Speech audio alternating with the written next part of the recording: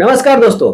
Indian national developmental inclusive alliance ये नाम रखा गया है देश के अपोजिशन पार्टी के गठबंधन का, जिसमें टोटल 28 नेशनल और रीजनल पार्टी को मिलाकर टोटल 28 पार्टी सम्मिलित हैं। और आने वाले 2024 के लोकसभा इलेक्शन में ये सारे पार्टी एक साथ मिलकर भाजपा के अगेंस्ट में इलेक्शन को कॉन्टेस्ट करने वाली हैं।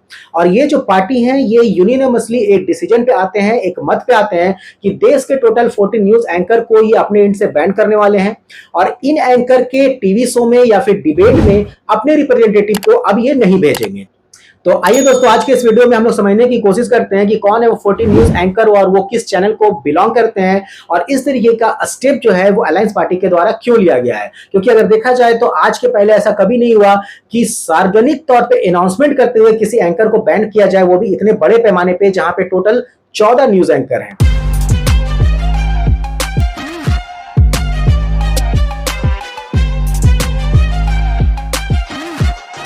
अगर बात किया जाए टोटल 40 न्यूज एंकर का तो इनमें काफी बड़े बड़े नाम हैं, जैसे अर्नब गोस्वामी हो गए, सुधीर चौधरी हैं, अमीश देवगन है, रूबिका लियाकत है और भी काफी हैं। आप अगर चाहें तो वीडियो को पॉज करके इनके नाम और ये किस न्यूज चैनल को रिप्रेजेंट करते हैं आप ये यहाँ पे अच्छे से देख सकते हैं। और अलायंस पार्टी दोस्तों, इन पे ये बेसिकली ये ब्लेम लगाए हैं कि ये एक बायस न्यूज एंकर हैं और बेसिकली इनका जो मुद्दा होता है वो घूम फिर कर भाजपा के सपोर्ट में होता है और इनके जो पार्टीज के रिप्रेजेंटेटिव हैं इनकी बात नहीं सुनी जाती है और ना ही रियल मुद्दों पे बात की जाती है। ये ब्लेम लगाते हुए इन एंकरों को बैन किया गया है। साथ ही साथ इन एंकर पे जो अलायंस पार्टी है ये भी आरोप लगाते हैं कि ये समाज में, देश में जहर फैलाने का काम कर रहे हैं। तो इनके द्वारा इन पे कुछ इस तरीके के ब्लेम लगाए गए और इसके साथ में इन न्यूज एंकर को बैन किया गया है। अब दोस्तों बात करते हैं कि ये जो न्यूज एंकर को बैन किया गया है, टोटल 14 न्यूज एंकर को बैन किया गया है, ये कहां तक सही है। तो इसे समझने के लिए सबसे पहले मैं आपको बताता हूं कि एंकर कितने कैटेगरी के होते हैं। तो सबसे पहली कैटेगरी का अगर मैं आपको बात करूं, आपको मैं अगर बताऊं तो पहला कैटेगरी एंकर का वो होता है जो एंकर भी है और संपादक भी है। जैसे रजत शर्मा अपने चैनल के एंकर भी हैं और संपादक भी हैं। उसी तरीके से रिपब्लिक टीवी का अगर बात किया जाए तो अर्नब गोस्वामी जो है वो एंकर भी हैं और संपादक भी हैं।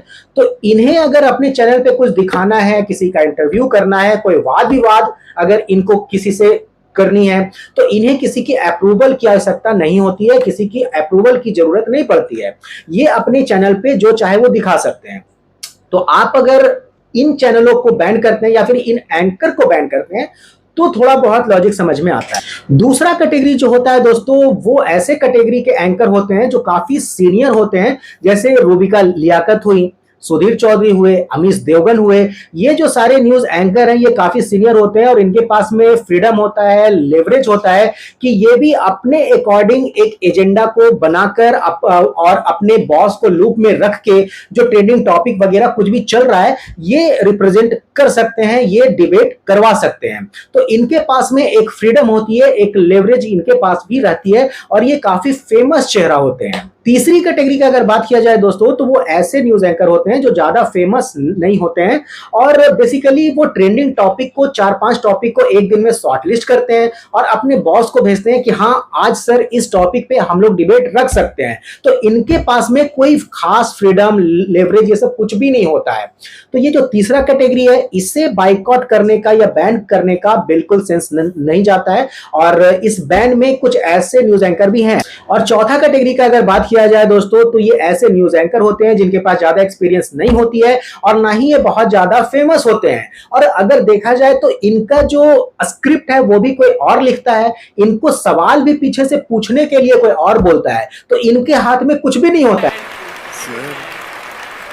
बोल रहे हैं पर शब्द हमारे हैं। जी हाँ दोस्तों, तो इसी तरीके का हाल कुछ फोर्थ कैटेगरी वाले न्यूज एंकरों का होता है। तो अगर देखा जाए तो पहला कैटेगरी और दूसरा कैटेगरी को अगर आप बैन करते हो, वेल एंड गुड, आपका इंटेंशन जो है वो चलो पूरा होगा। लेकिन तीसरा और चौथा कैटेगरी को अगर आप बैन करते हो तो कहीं से भी ये सेंस नहीं जाता है कि इन्हें बैन क्यों किया गया है।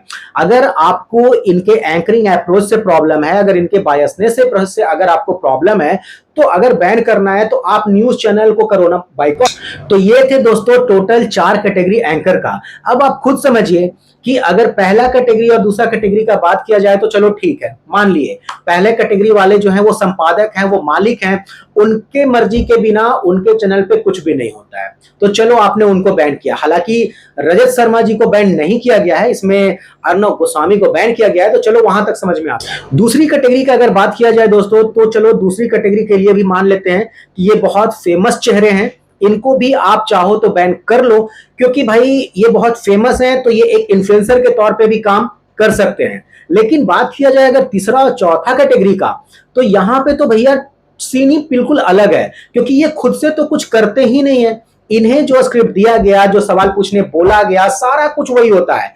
तो इस तरीके का जो बैन है टोटल 14 न्यूज एंकर पे, ये बिल्कुल सेंसलेस है, और इसका विरोध इनफैक्ट दूसरे न्यूज चैनल या फिर एंकर भी कर रहे हैं। तो इस तरीके का जो बैन है दोस्तों, वो किसी तरीके का सेंस मुझे नहीं लगता है कि देता है, क्योंकि आप न्यूज चैनल को बाइकआउट या बैन नहीं कर रहे हो, आप एक एंकर को बैन कर रहे हो।